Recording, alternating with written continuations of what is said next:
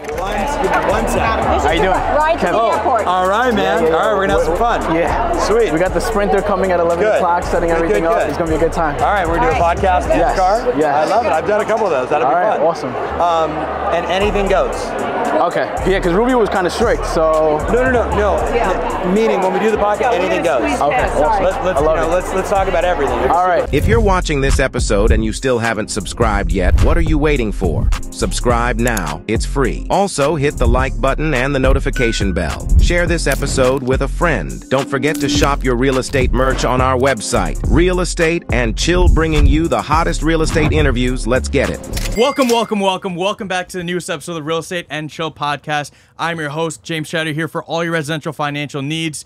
Here with Kevin Iglesias, associate real estate broker. Today in the building, we have this man needs no introduction. The man, the myth, the legend, the #1 real estate coach in the industry with the #1 real estate brokerage on Long Island, Signature Premier Properties, and the #1 real estate podcast on Long Island, Real Estate and Chill. We have the one and only Tom Ferry in the building. Let's go!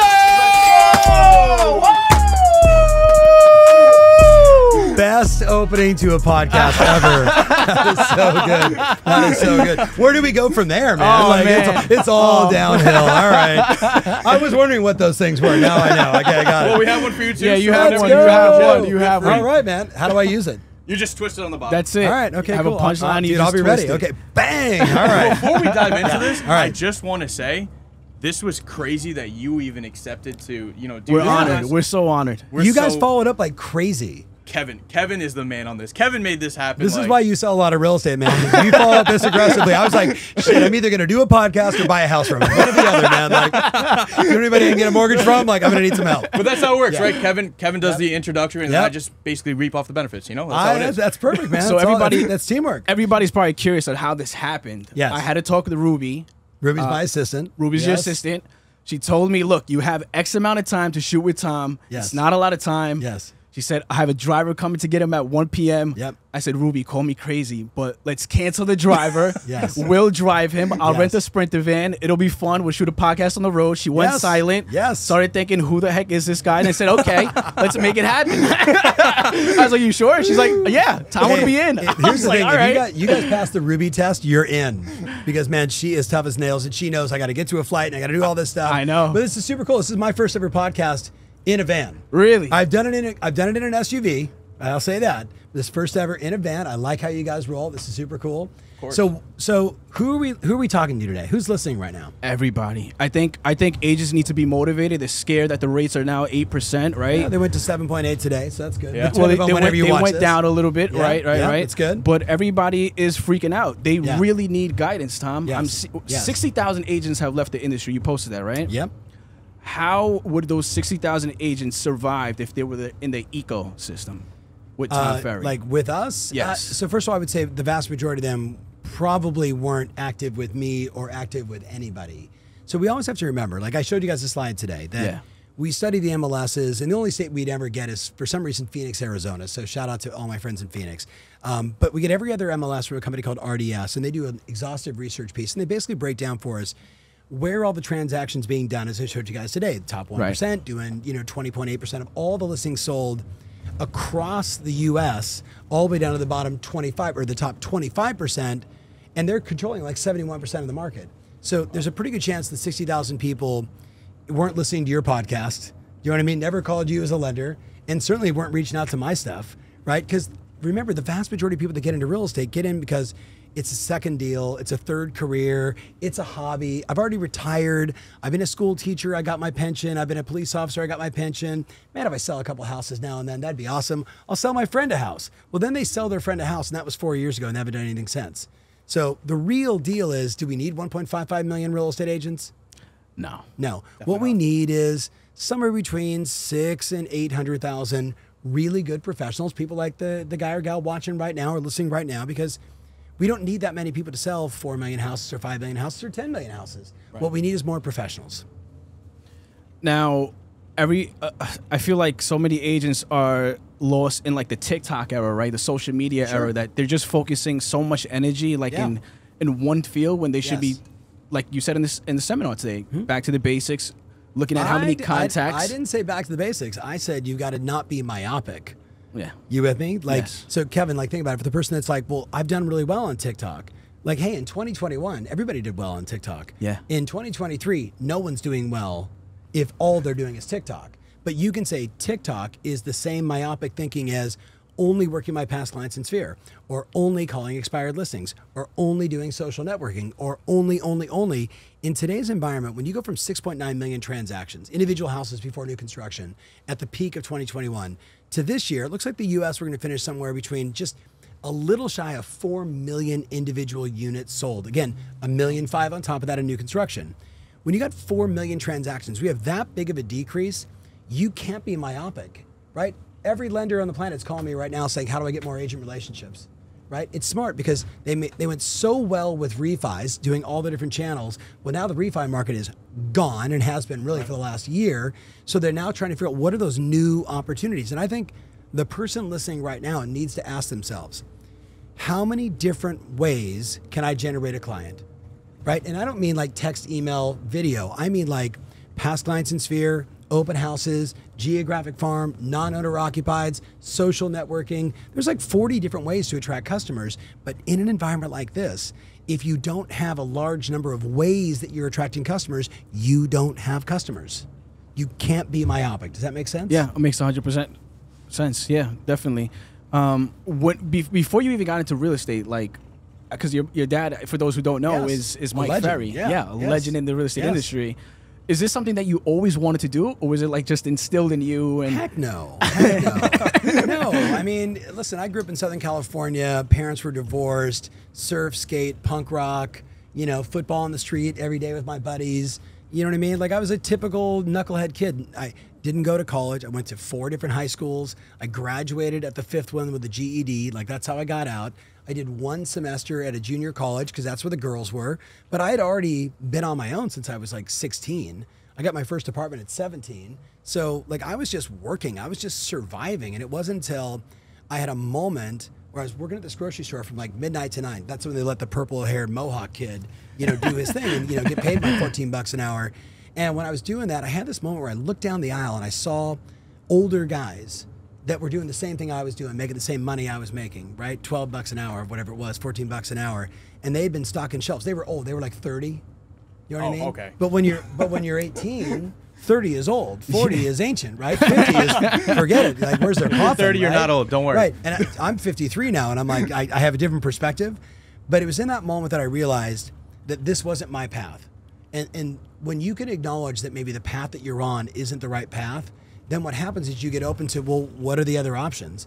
And it was serendipitous that maybe just a few nights later, my dad walked into the grocery store that I was working at, dressed in a beautiful Giorgio Armani suit, and I looked at him and I was like, Now, I hadn't talked to him in 18 months, kicked me out of the house, right? I got kicked out of like my 3rd or 4th school, and my parents didn't move. I got kicked out of schools. You with me? I was just kind of that bad kid. But I saw him, and as he was walking up, it hit me, man. It was like divine intervention. I'm like, I'm going to run your company one day. That was the first thing. I didn't say, hey, Dad, I haven't seen you in a year and a half. Hey, thanks for kicking me out of the house. I just walked up and said, I'm going to run your company. And he said to me, hey, when the drugs wear off, come back and talk to me.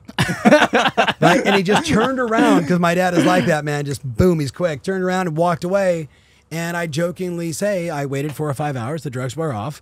And the next day, I cut kind of the mohawk thing off, tried to get my hair to a reasonable color, put on my all best black outfit, and called him and said, can we meet? Wow. And the rest is history. did you buy a suit too? I didn't start wearing suits until I was probably 20. But like he was pretty regimented, man. He's old school, right? Yeah, He's like, gotta wear a suit, right? But he'd say, hey, at the office, just wear a pair of slacks, wear a nice dress shirt.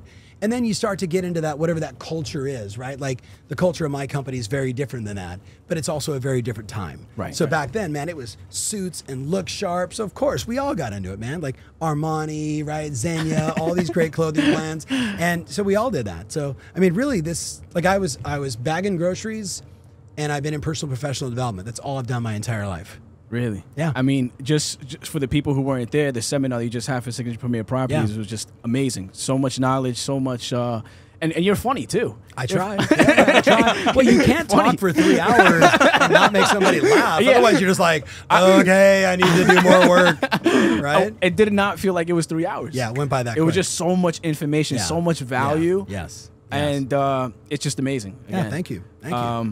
I should take this up full time. I'm going to look into this. Yes. You should coach. I might do that too. People keep asking me. So we're going to ask you some tough questions, and we hope that's okay with you. Questions. What is your favorite color? Yes. Yes. The #1 real estate coach. Now, is that by stats? Like, how is that proven statistically? So I don't say that. There is an organization called T360. So Stefan Swampel, Jack Miller. Stefan is the chairman. Jack is the CEO. So these guys for the last 18 years, the word that they use, and I don't really like it, but it's the word they use. They say they're the custodian of the industry. They are the go-to shop if you want to understand what the trends are that are happening in real estate, who's doing what, what's next, how do I sort of look at my tech stack, how do I look at training, how do I look at recruiting, how do I do commission structures, how do I rebrand my business. So they do all of that for every major real estate company on the planet. But for 18 years, they have been publishing what they call the annual trends report. So they look sort of broadly around the world and then in North America, specifically in the US, at real estate, and they talk about the trends. So we can look back and say 18 years ago it was commission compression, right? When commissions were going from 6 to 5.9, where today they're at less than 5, right? So they would call those trends out, then they would tell brokers what to do about it. So these guys have been a godsend to the industry for a long, long time. And most real estate agents wouldn't know who they are, right? But all the brokers know and all the CEOs know, and we all we get that guide every year and we read it cover to cover to understand, what's the zeitgeist right now in real estate? What do I need to plan for? About 15 years ago, they started publishing the most influential people. And I remember sitting down and asking them, because 15 years ago I wasn't on the list. And I remember asking them, so how do you guys decide? And so there's a group of about 20 people in the organization that essentially know everybody. And then what they do is they take every one of the people that, you'd write down like Ace, right? The CEO or the guy that just invested in your company. And then somebody else would write down, it'd be Pete, right? From Signature Properties. And somebody else would say, well, maybe it's Rich Barton, the CEO of Zillow. And maybe this person would say, hey, you know what? It's Bill Clinton at the time, or it's, the president of the United States at the time. So they list them all out.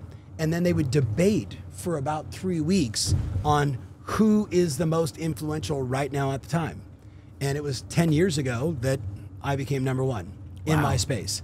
Wow. And I remember getting it and thinking to myself, is it real? Do you know what I mean?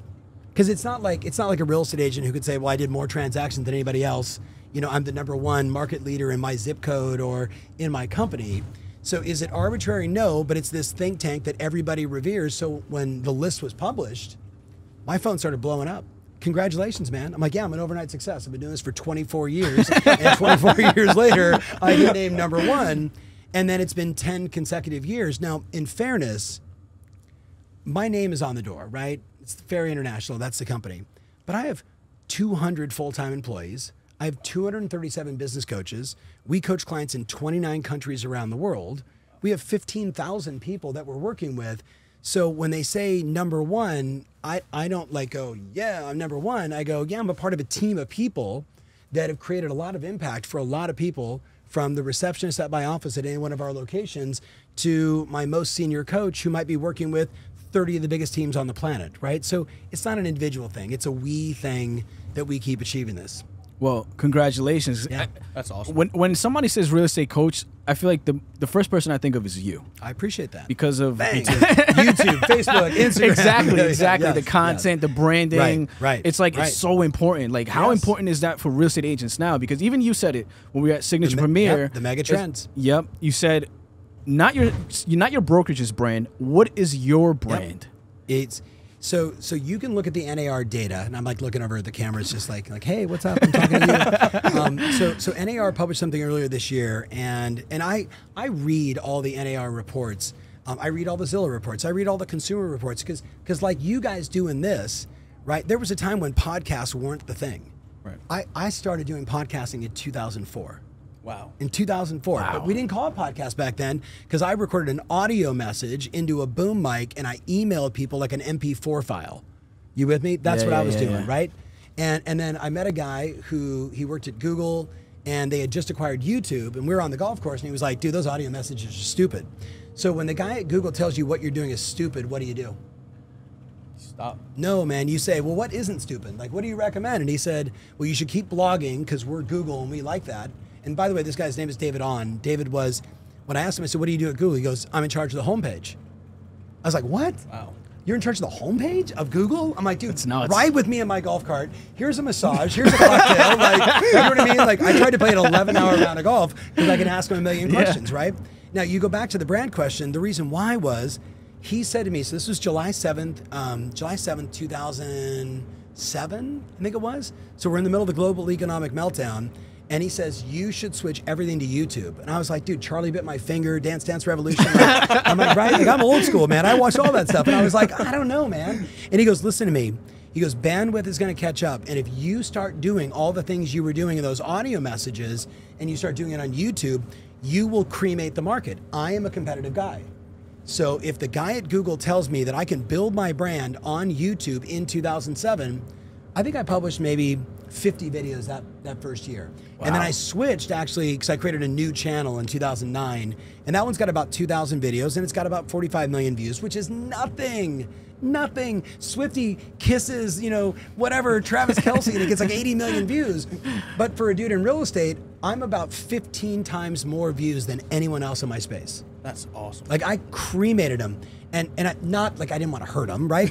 But what I understood was, your brand is your face, it's your voice, it's your tone, it's the words that you say, it's the contribution you make to others, that, like me or not, at a certain point, if you're on Facebook, Instagram, X, you know, it doesn't matter where you are, you're gonna see me. And whether you like me or not, I don't give a shit. You're just everywhere. No, I just make sure that like I'll be in, next year I'll be in Israel, so I'm doing an event in Tel Aviv, I'm doing an event in Istanbul, I'm doing an event in like Munich, Germany, and I'm doing an event I think in the Czech Republic, right? And all those places I'm gonna go, English is not their native tongue. But when I'm walking around over the Charles Bridge, heading into this cute little part of town, someone's gonna walk up and go, Tom Ferry, selfie. And I'm gonna go, hey man, what's your name? And they're gonna go, Tom Ferry, selfie. and I say that not to brag, it was super intentional. I was sitting on the beach in 2009 with my wife in Maui, and I said to my wife, I'm gonna go really hard on this social thing. Everyone's making fun of me saying, hey, you're spending time on Facebook. And I'm like, I'm spending all my time on Facebook talking to my customers around the world, engaging and asking. Back when you would do a post on Facebook and you would have like 11,000 comments, right? Now you have to spend $100,000 to get 11 million comments, right? Yeah. I'm just engaging. I told my wife, I said, I am gonna become the most recognizable face in this space. It is super intentional. My wife was like, is that egotistical? I said, no, I just believe that my content is going to resonate with a lot of people, and I got to find the people that are like me. And I think, going back to your question, the game for an agent today is to understand the pain points of your clients. What is on the minds of your customers? I've got a 2.2% interest rate on all the properties that I own today. Why in the world would I sell any one of them and move? Now, people do because circumstances change all the time, but if you understand that, and you understand branding, then you're gonna speak to that person. You're gonna understand their pain, you're gonna understand their worries, but you're also gonna understand their ambitions, their drive. Nike doesn't speak to the pain, Nike speaks to your ambitions. Do you wanna run faster? Do you wanna jump farther? Do you wanna be sexier? You gotta wear Nike. You with me on this? Yeah. So branding for agents is a mega trend because NAR's reports all say 62% of the people that are putting their home on the market right now, they're doing it based on proximity. They're doing it because we're spending time together. And now, I get chosen every day. People say, I spend time with you all the time. And I'm like, we've never met before. They're like, dude, I watch you every day on YouTube. I listen to you every day on podcast. We're spending time together, which means my brand is getting stronger for that individual. Wow. Does that make sense? Yeah, 100%. So for the agent, for the team leader, for the loan officer, what you guys are doing right now is exactly what I recommend. This needs to be one thing that you do. Put out a podcast, put it on video, get it on audio, put it in text, put it in short form clips, put that on Instagram stories, put it on Facebook stories, put it on TikTok. You guys with me? And be everywhere. So someone finally walks down the street and goes, Kevin, dude, I watch your shit all the time. It's amazing. I mean, it's happened. We have a good local presence. It's happened, but you obviously want to grow the brand globally. Right. Do you? You know? You don't have to. We do. Then you need to think about who are the people you want to attract. Is it young real estate agents? If so, Europe is ripe for it. But if you go to Europe, you got to say, should I translate myself to Czech, to Spanish, to French, to German, Dutch, right, etc.? And the answer is yes, you should. And now with all the wonderful tools of AI, you can literally say, do the same exact video, change it to French. And boom, it goes to French. Or you translate down below in French. So if you're gonna go global, you gotta do that. Or you just say, I'm only gonna go to English speaking or Spanish speaking. It's not fair. It's unfair that you speak 2 languages. I hate you. Wait, I just want to ask a question. I hate you. It's so unfair. I speak a little bit of Spanish after tequila, and that's it. That's it. ¿Dónde está? Reposado or Blanco? I own a tequila company. No so way. the answer is all of them. All right. Yeah, dude. Repo. So we have Cristiano Blanco, and then I've got Anejo, Extra Anejo, and a Rep. Wow. So that brings me to this question. Do you have, obviously you have coaches who speak various Multiple languages. languages. So that's amazing. Your coaching is going We have clients all over the world. internationally. Yeah. We've been international since the day we started because I've got friends in relationships. One of my buddies owns Remax of Europe, right? So, 38 countries, Israel, Syria, all the way across, right? So, some speak English, most don't. So yeah, international. Now, when you first started all this, right? Yeah. And there's doubters, there's haters everywhere. God bless them you all. heard them all? When we first started this, we heard everything. for Oh, sure. why Oh, an we're gonna go agent? there, Kevin? Yeah, let's go there. Oh, let's we're go going there. there. Let's go there. Good. A podcast is so stupid. What's Yep. the point? Yeah. We see it all. We Yeah, hear yeah. it all. Yeah. And now You're we're right here on, with you're Tyler right on, Ferry. You're right on track, man. Yeah. Oh, he's going somewhere with You're, this. no, keep going. So tell me. So everybody who doesn't see the picture in the beginning are going to be the ones who should have supported later on. Yep.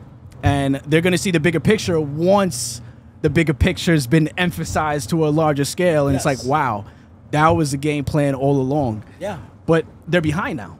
Yeah. The people who are saying, I'm not shooting video. Oh, I look Yes. fat. I look ugly. I don't like Yes. my teeth. I don't like Yes. this. Yeah. They're behind. Yeah, they are. They're behind. When COVID hit, I told him, well, he was pressuring me to get on social media because I was never on social media.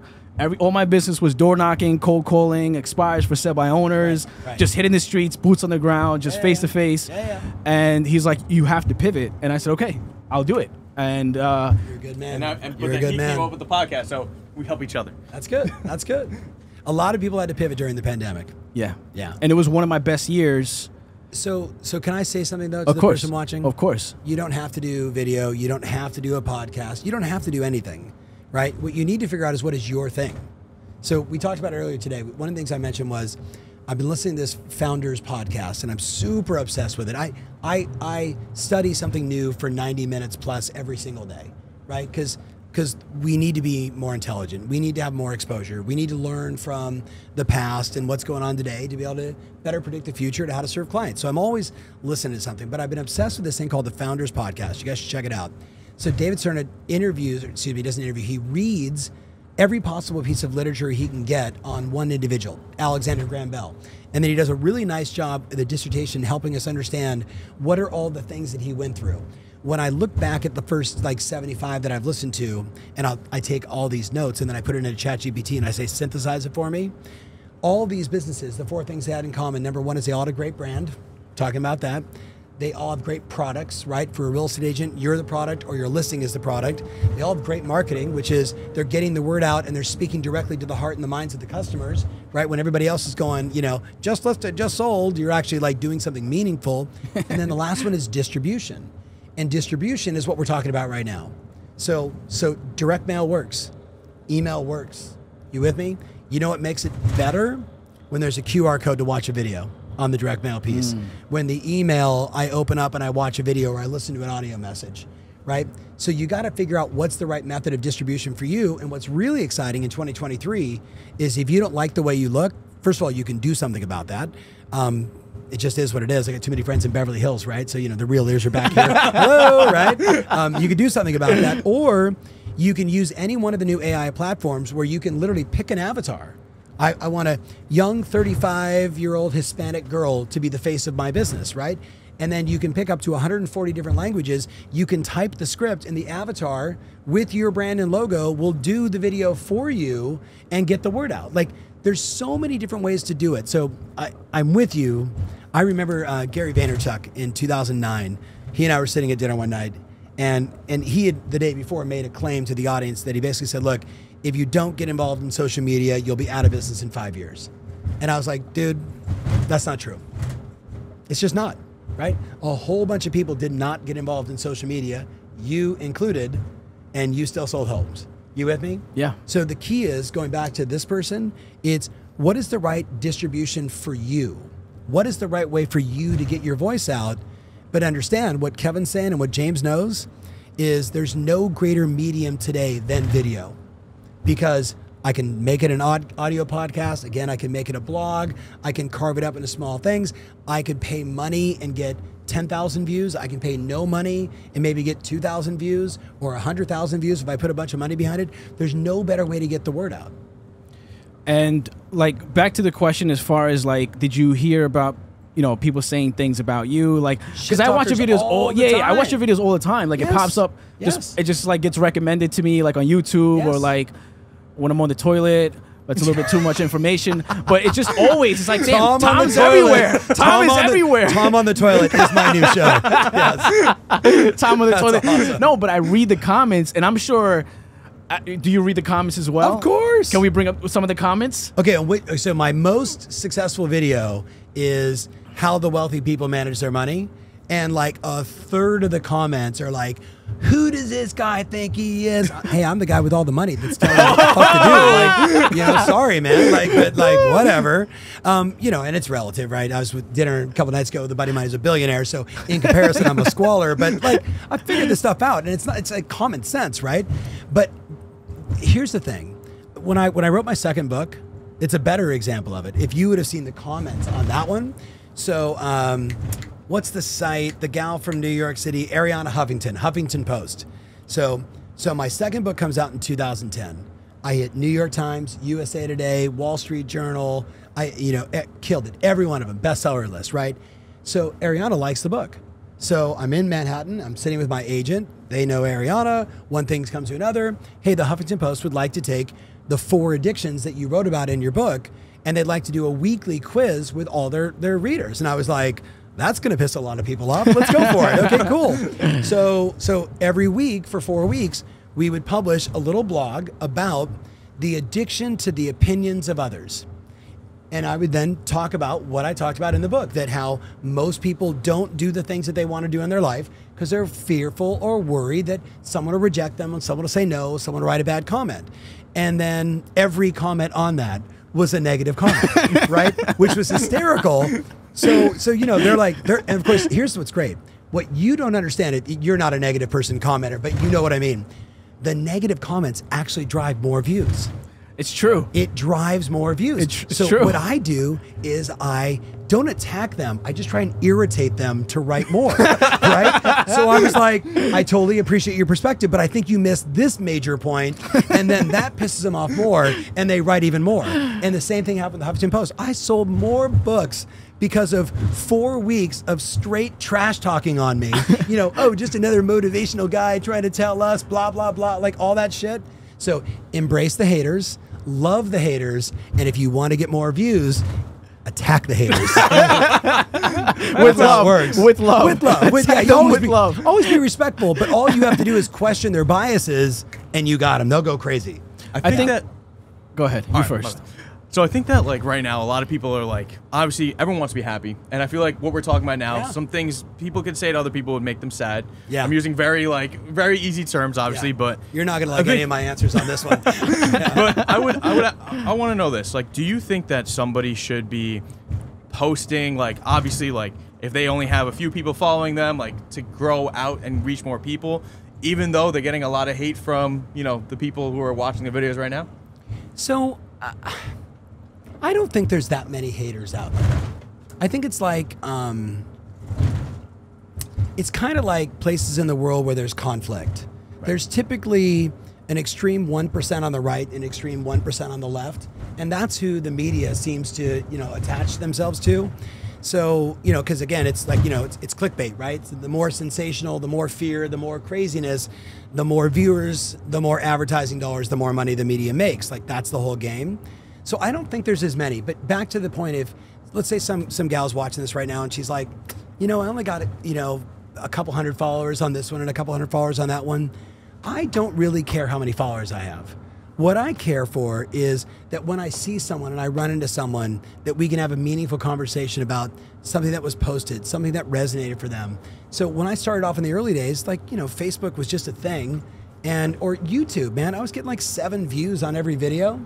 And occasionally someone would make a negative comment and I'd be like, I actually know that person, and I'd call them. Do you know what I mean? Like, just Google who they are. Hey, you're with, you know, what am I call it? Hey, it's Tom Ferry. They're like, no way. And I'm like, yeah, man.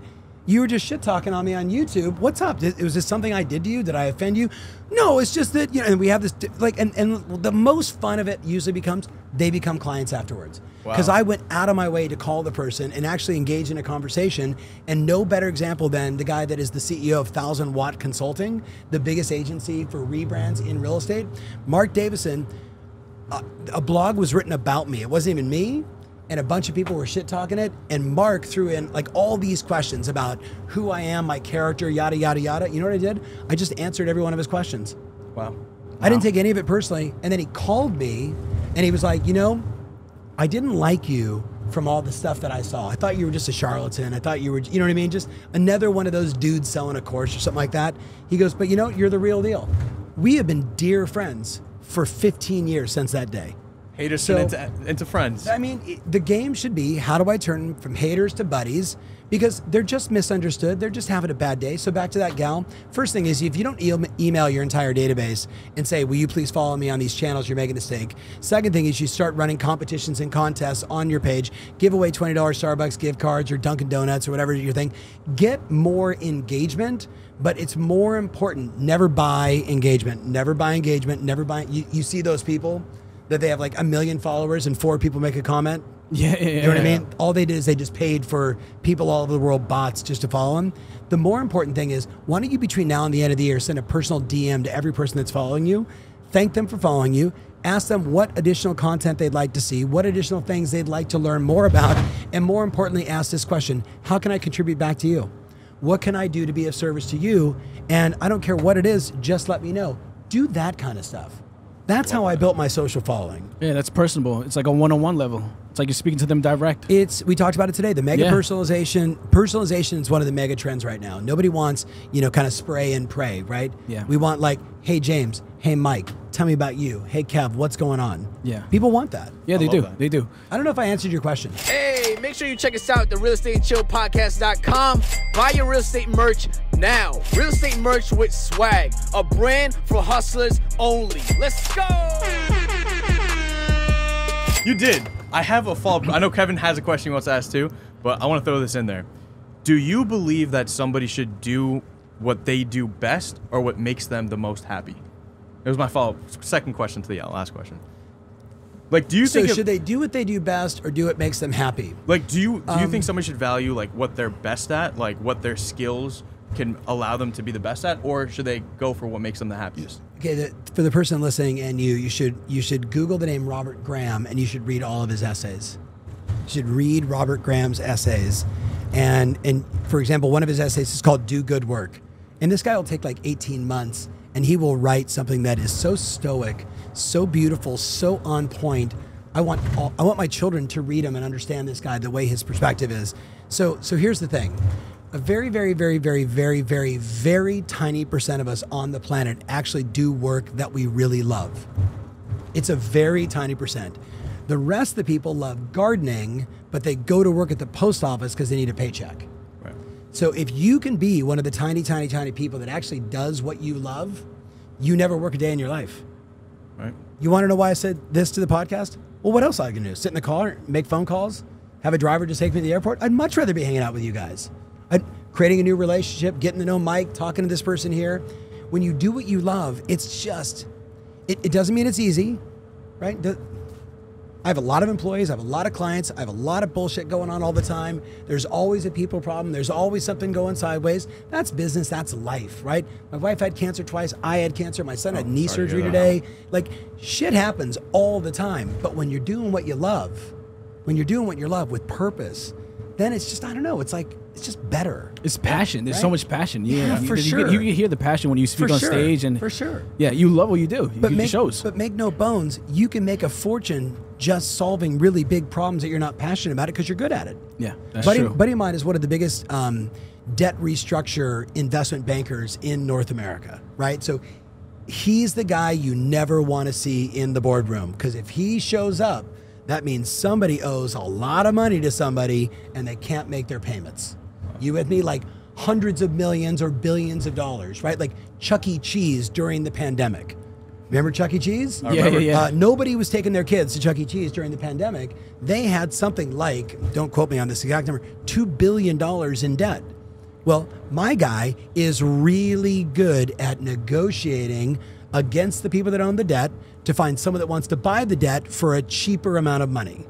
You with me? Wow. I don't know if it's his passion, but he's really good at it. You with me? Yeah. He's a problem solver. He's a problem solver. So if you're a problem solver, you can make a lot of money. If you don't like selling houses, it's okay. You can still make a lot of money selling houses, but it does matter if you can find something about it that you love. There's a lot of people in real estate that don't understand. Some people were built to be the back of the house, and some people were built to be the front of the house. Some people were built to knock on doors, and some people were built to do social. There's no wrong way to do it, but just know who you are and then find the opposite of you. That's the key. Find the person that loves to do the contracts, that loves to do listing launches, that loves to write files and do all that stuff that you know you don't like to do, and then do what you do best. You do that, then you really win. But most people are short-sighted. Most people are cheap. They're not willing to bet on themselves. So they do mundane tasks that they're terrible at that take them hours, where somebody else that was good would do it in minutes. Wow. That's true. It's freezing in this. It is. It's getting cold. I think I even asked the guy. I'm like, I prefer cold, but this is like Arctic thunder, man. I took what you said to It's like heart. an igloo in here. I mean, it's like an igloo in here. You want us to turn it down a little bit? No, I don't care. Let's You said something. I like you guys do no edits too. I'm like no edits, man. Yeah, we're just running straight through. All right, so Mike, how's your arm doing over there, bud? Mike is just Mike is just standing with a camera like this, in case you're wondering. He's gonna have one big bicep and the other one is just exactly like every male tennis player, one giant arm. Yes. But you said something that when I found this video of what you said about problems that you should embrace as a professional. Yeah. And ever since I heard you speak about that, it actually like changed my outlook on difficult tasks that I'm looking at right now. For sure. You know, if you want to touch base on that a little bit. I mean, so here's, I create so much content, like you have to remind me more. Well, discomfort was a good one too. Okay, because a lot of people, a lot of new yeah. agents are like, oh, well, I don't want to do this. I don't want to door knock. I don't want to call. I don't want to. Like anyone cares. Yeah. I don't feel like making phone calls. No one cares. If you never sell a house again, no one cares, right? Someone else will find an opportunity. Someone else will serve the customer. So I'll kind of answer both. First, I was very lucky to meet a guy named David Goggins. I don't know if you guys know that. Oh, yeah, of course. David right? Goggins. So former Navy SEAL. So I hired David to speak at one of my events. And so we became friends, and he spoke with me a bunch of times. He was on my podcast 3 or 4 times. And, you know, David is a certain kind of flavor for people, right? You have to have an edge to you. Like Tim Grover, who's a buddy of mine, who was Michael Jordan's coach and trainer, and then same thing with Kobe Bryant. We just had dinner a couple nights ago, and it was fantastic because I was thinking about Tim Grover talking to my 22-year-old son that night at dinner was no different from David Goggins 5 or 6 or 7 years ago, one-on-one with my son. And so my son's a tennis player in college. And I said, hey, David, this is my son. He's a tennis player. And he says, are you a real tennis player? He's like, yeah. He's like, you like to win? He's like, yeah. And he says, no, you don't. What do you mean, no, I don't? No, you don't. Just based on your answer, you were a little too flippant. He says, I don't want to talk to you. You're a loser. Wait, David We're backstage, and my son's like, "What?" and I might be embellishing how intense the moment was, but Steven was like, "Yeah, no, I really want it, man. I want it." And then they had a 3-hour discussion before David went on stage. Wow. David is like, You need to put up all your tennis heroes on the wall and then put a knife through their heart, because your job is to kill all of them. You need to have a hit list of every person. Now, I'm watching this, and then I'm watching Tim Grover say, you know what made Kobe Bryant so incredible? You know what made Michael Jordan so incredible? Is they would read all the headlines of all their haters, and they would put it up in front of them. And then they would just go out and annihilate those people because they fed off it. They needed it. You with me on drive. this? Yeah. Right? So we talked about haters as a good example, but like David, when I was interviewing him one time on my podcast, we're sitting in my office and I'm like, hey, David, someone right now watching this is afraid to make phone calls. And he's like, well, you know what you should do? You should make 300 phone calls a day. Do it every single day because you'll get over it. You make 300 phone calls every single day. And after a while, when you suddenly have to make 30, you'll go, this is totally easy. He was right. That's true. He was right. The challenge is, like Tony Robbins, who was a mentor for a long, long time. Tony would say, if you took your arm and you stretched it like this as far as you can go, right? You've done this exercise with him. You stretch as far as you can go. You only go as far as you're limber, right? But then he says, now close your eyes, and I want you to visualize your arm going all the way around your body. Close your eyes, visualize it all the way around your body, all the way around your body. And then the next time you do it, you go like 60% farther every single time. Well, what does David Goggins always say? You got 60% more in you. Stop being a candy ass. Wow. Stop being a candy ass. You got 60% more. And then he tells all the stories of him going through BUDS training, right? He's one of the only guys on the planet that has like all the, Army Rangers, right? Paratroopers. He's done everything. Who's going to carry the logs? Who's going to carry the logs? Who's going to carry the boat, right? So I don't even know if I answered that question again, but I guess what I would say to you is, you could also take Sasha Fierce, AKA Beyonce, and say the same thing. You don't have to be, if you're watching this and you're like, that's just not my jam, that's okay. But there's so many people that we can emulate that have done these hard things. I mean, my goodness, the story of Oprah Winfrey makes me cry every time I think about it. And then I think about like my own life. I think about your life, what I was told, right? The hardship that you got through and how you've come to this place. Like, you know what it is? If you could just grasp, it is the caterpillar that ties himself to a tree and cocoons its entire body, and then it has to fight like mad to get out of this self-imposed trap, the cocoon. And when it fights like mad, as it's doing this, the blood starts to flow down to the tip of the wings of the butterfly. So when it comes out, that second, it can just whoop and start to fly. Too many people get trapped inside their own cocoon. Too many people have a self-imposed cocoon that you decided, this is how I do it, this is good, this is bad, I don't like doing this, I don't like doing that, and you cocoon yourself into this, and you know what you do? You stop yourself from ever flying. Now, there is a story about a guy who actually tried to help a butterfly, and what he did is he just cut just the top of it to ease the butterfly's experience, thinking that he's gonna help the butterfly get out and it's gonna be able to fly faster. But what he doesn't know is, when he did that, the butterfly didn't have to work as hard to get out. It didn't have to go through the struggle to get out. So the blood never got to the end of the wings. And when the butterfly went like this, it collapsed and it died. Wow. So the struggle is a part of human nature. The struggle is a part of it. I love that you say that because, I mean, there's a quote out there that struggle is where character is built. 1,000%. And when I got into this business, like, I didn't have a coach. I didn't know anybody in the business. I just like, you know what? I got to become my own boss, watch HGTV. So, all right, this is easy. I could do this. Yeah, hey, Ryan Serhan can do it. I can do it too, right? Shout out to Ryan. Realize that it's much harder than what it is. And I was stuck in my own mental prison and my own fears and insecurities that I was holding myself back. Your own cocoon. Yeah, and then when I realized, like you just said, nobody cares. Your bills are still going to be demanded to be paid. Right. They're still going to come. Right. Like, life is still going to happen. And that's when I pushed myself forward. And I said, you know what? I have to make this happen by any means. I don't have another choice. Yeah. My buddy Timmy Grover said to my son the other night at dinner, we're in Los Angeles, both speaking at a conference, and had, hey, let's meet for like a quick bite 4 hours later, right? And he said, you know what bill's really heavy, really expensive? Looking at my son, he says, the bill of regret.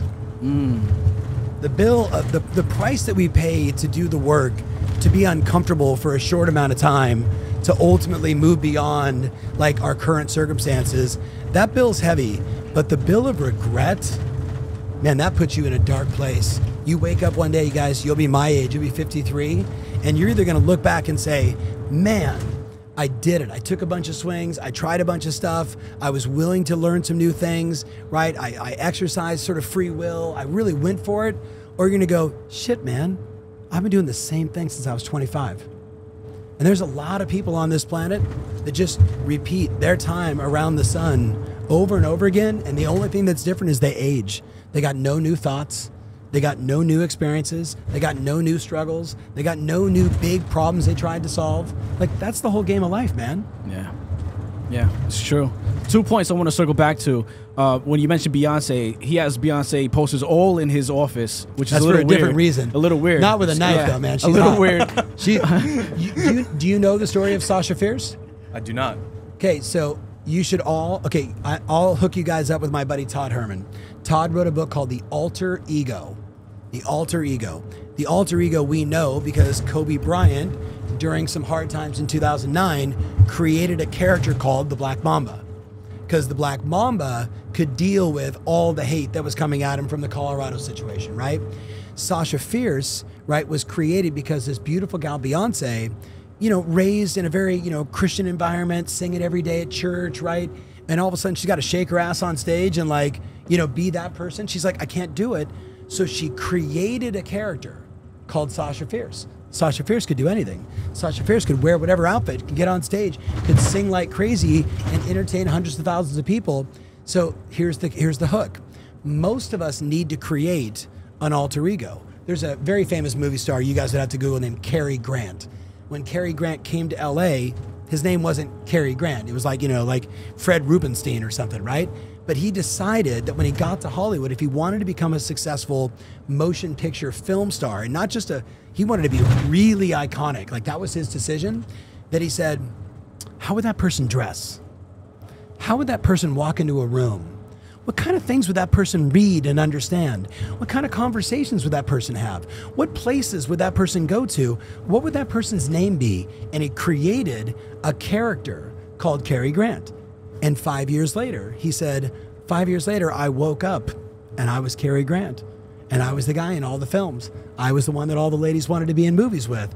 I became that character that I created. It's no different from David Goggins. When he and I were talking about this, you know what he said? Yeah, man, that was Goggins. Goggins could do anything. David Goggins was a fat kid that was insecure and emotional and, disappointed about the way he was raised. But Goggins, he was a bad mother, you know what? Like he created a character.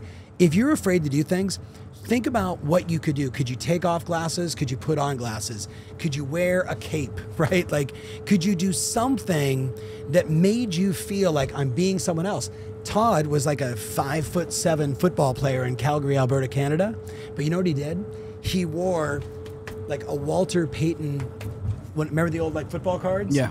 He would put that over here and he put Ronnie Lott over on his shoulder. And he said, when I put those things on, I was taking a piece of them out on the field every day. Well, what's amazing is later on in life, he meets Bo Jackson. He had already written the book. And Bo said to him, sitting backstage, they were both speaking at a conference, Bo said, what are you going to talk about? He said, well, I wrote a book called The Alter Ego. And he said, what I would do is, and he tells the story, gives all the examples, Kobe Bryant, Beyonce, la, la, la, la, and he says, Bo says to him, hey man, same thing for me. He says, for me, you ready for this? I was Jason from Friday the 13th. That's what Bo Jackson said. He said, I put my helmet on, and some of you will have to Google what Jason from Friday the 13th is, but he said, when I put my helmet on, it was like Jason putting on his mask. This was a guy that could be shot, he could be, he could be axed, and he just kept coming at people. And he said, I was channeling that every time when I was playing baseball, when I was playing football. So that's another way to get over the fear, is to create an alter ego. Interesting. It's all about mindset. It's more than that. It's mindset, and then it's your physiology. Because your mindset and physiology have to be in one. If you say to yourself, like, I'm the best, but you're like this, I'm the best, right? And you're just saying it like you're lying to yourself, then it doesn't work. It's your voice, it's your tone, and it's the way you move your body. Those three things. Yeah. No, it all makes sense. It all makes sense. How realistic is 100K in 100 days? It's totally unrealistic because everybody's making more than 100 grand. Wow. Yeah. Well, because remember, we predicated the 100K and 100-day program on like an average sales price of like 450,000. Oh, gotcha. Well, so now take that to your neck of the woods, or most of my clients. Like I was just talking to one of my clients in Toronto. His average sales price like $1.6 million, right? He's like 100K in 100 days. He's like, how about 100K in 10 days? I was like, wow. Perfect. So the system, the sort of plan that we mapped out for people, the plan works. The biggest challenge is it works so fast that most people stop. You know what I mean? Like you start sending the texts, you start sending the emails, you make some of the calls, you start to get results real quick, and then what happens when everybody starts getting a bunch of results? Now I gotta prepare. I gotta organize, my listing, and I gotta get ready for my appointment. And I'm like, wait a minute, how about you keep getting more appointments? How about you get used to having lots of appointments versus one appointment a month or one appointment a week? Let's try and get to an appointment every day, and then you start to compartmentalize. So the biggest mistake of it is I probably didn't need 100 days. I probably just should have said 30 days. Wow. Because you saw the stats today I was saw showing it everybody. I saw it all. Yeah. And people are like, wow. And it's just proof. It's proof that if you actually acknowledge that when a client says to you, how's the market? They don't actually care about the market. When someone says to you, how's the market? You know what they really care about? Is my equity safe? That's what they care about. Is this real estate market going to cause my equity to depreciate, be flat, or appreciate? But what they really care about, what people really care about that own a home, is they want to know, is this market going to negatively impact my future plans?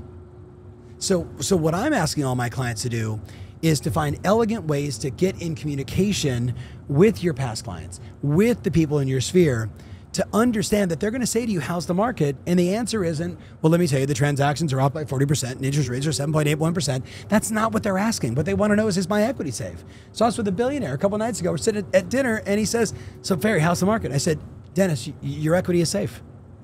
He goes, what are you talking about? Your equity is safe. He's like, even in my home in Malibu? I said, oh, absolutely safe. Supply and demand. So many places on the beach. How about Dallas? Absolutely safe. Absolutely safe. San Francisco? Maybe not so much, right? A little challenging market over there. Everybody wants to know it, even a darn billionaire. So why this program is working is my clients are reaching out to the people that are inside their phone. If you stop for a second, you pause this, and you looked at your contacts, here's what I know. 3% of them are going to sell their house in the next 12 months. 3% of the people in your phone are going to sell their house in the next 12 months because their circumstances are changing. They're getting a divorce. They're having another baby. They got a job transfer. Something life changed, right? And if you don't reach out to them, it's okay because they're going to go to Zillow. They're going to go to Redfin. They're going to go to Realtor. They're going to go to somebody else. They're going to meet somebody at a bar and go, hey, man, James, you're a really cool guy. Right? Oh, you're going to refer me to Kevin? Cool. Boom, I'm going to go with Kevin. So you can't abandon your customers when they have these kinds of concerns. And that's what the program's all about. Taking care of people, getting people informed. Another question I wanted to ask you is, how important is it to have a business plan? Because I feel like a lot of agents don't put a business plan into effect. For most people, it's not important at all. It's not important at all. For people that want to sell a lot, want to serve a lot, it's really important to say, here's the roadmap. So think about it. You were playing sports as a kid? Yes. What'd you play? Lacrosse, soccer, basketball, handball. Okay. All right, so let's just take basketball because I'm a huge NBA fan. Me too. So, right on. Okay. Knicks fan? No, dude, Oh, come on, no. man. Purple and gold, baby, all the way. Oh, okay, all right. That's fair. Lakers, That's born fair. and raised, man. Season ticket holder. My dad was a season ticket holder. Like purple and Lakers gold. are my third favorite team. Okay, I understand. And what's so great now, the globe, anywhere you go, everybody's got a favorite team, right? Just not Boston. Sorry, if you're from Boston. Sorry. We hate you. We don't even know why. It's just a confirmation bias because we want to win more than you. But if you take the NBA, so my kid played basketball in like the 4th grade. They had like one play that they could run. You with me? Yeah. And they'd be like, bull, and it was the same play. It didn't matter what they called it, right? It was the same play. It was a basic pick and roll, and we just hoped that everybody paid attention and kind of did it. Well, when you get to the NBA level, there's thousands of plays to run, right? There's the triangle offense, right? There's the West Coast offense. There's different styles of defense. And what happens is you got to have a multitude of plays to run if you want to win. So when you're planning and you're at a high level, you acknowledge you've got to have a lot of plays to run. You got to have more than one way to do it. And the best way to do that is to put it on paper, get it up visual. Here's the plays we're going to run in the first quarter to get all the inventory. Then we're going to be in the second quarter when the spring market hits. Here's all the plays we want to run to continue to get more listing inventory, but also now to be selling and managing and transacting and open houses and all that stuff. And then in the third quarter, here's the plays I want to run because I want to take my kids and I want to go away for 2 weeks, but I want the machine to keep going. Right? So So if you're thinking like that, you got to have a plan. You got to have plays that you're running. But if you're just like, look, man, I'm going to sell 6 houses this year. I have no idea how it's going to happen. I just hope and pray to the real estate gods drops one in my lap. You don't need a plan for that. Yeah. Wake up. There's your plan. Yeah. It's basically a hit or miss. You're basically just like floating, basically. Yeah, you're not doing anything. I mean, I'm not razzing you. And by the way, nobody sells 6 houses on purpose, right? It's really more like 1, 2, or 3. Right. And then it switches to like 10, 11, 12, 15, 20 really quickly.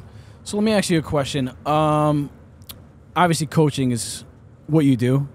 Now, for a new agent... I do more than that, but yes. Yes. But like a new agent who just doesn't have the funds, like what's obviously the content, like the podcast? Go to my YouTube channel, listen to all my podcasts, listen to everybody's stuff, right? It's everything that's free you should be listening to and tapping into to find the tribe that you resonate with. You with me? Right. Find the jam, like find the music, find the vibe that you resonate. And if it's me or somebody else, I don't care. I just want you to be more successful and sell houses. Do you see a lot of people who are successful that want to take their business to the next level that come to you? Or do you see like agents who need CPR to be brought back to life and say, hey, Tom, like I need guidance. What do I do? So, is it a mixture of both? Yeah. So we bring in several hundred new coaching members every single month. And I would say it's like one of 4, right? 2 days ago, I'm sitting in the car and I'm heading to Boston, right? And I'm talking to this guy. So you know who you are. If you're listening to this, that'd be super cool. So he did 440 transactions last year. And this year, he's on pace to do a little bit less. He got into real estate in 2015, right? Very quickly picked up the Zillow account, was advertising there. And then that transpired during the pandemic into a Flex account. And that's where his business really skyrocketed. So all of a sudden now, he's got like 27 salespeople on his team. He's never managed a day in his life, right? He's doing most of it remote because they're all over the state. And what he said to me, admittedly, was, I don't know what I'm doing.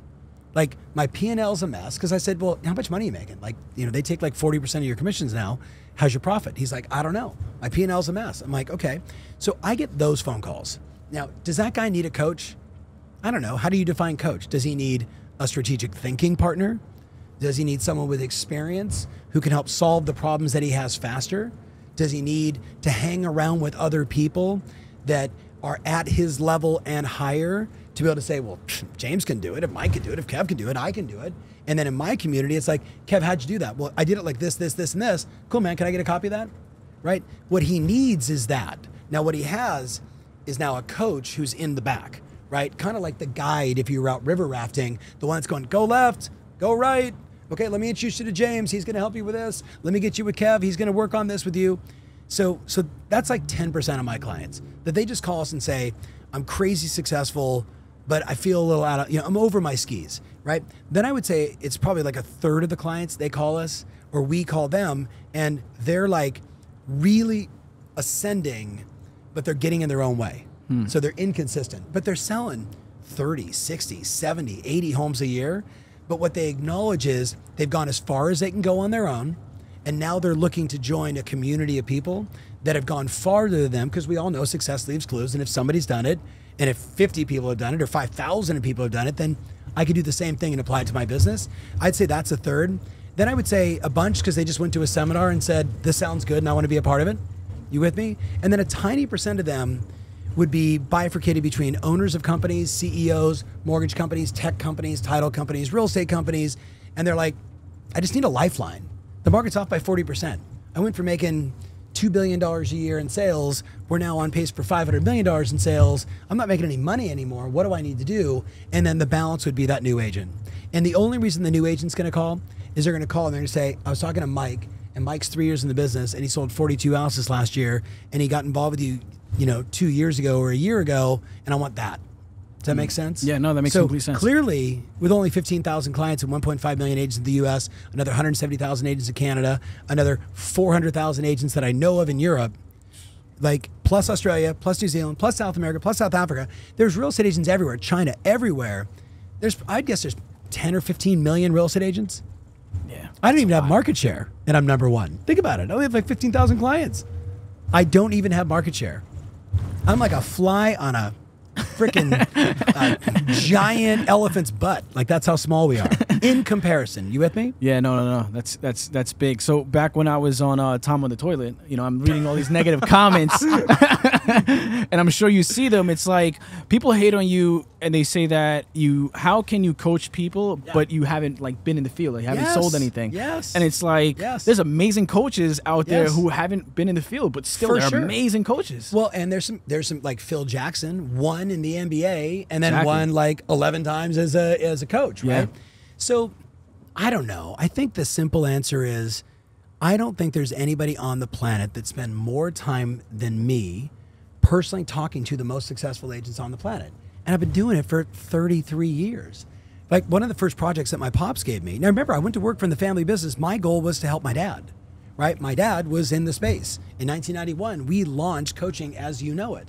So I was one of the very first coaches ever in real estate. Yeah. But it didn't matter. For the haters, it never mattered. Someone right now, oh my God, right?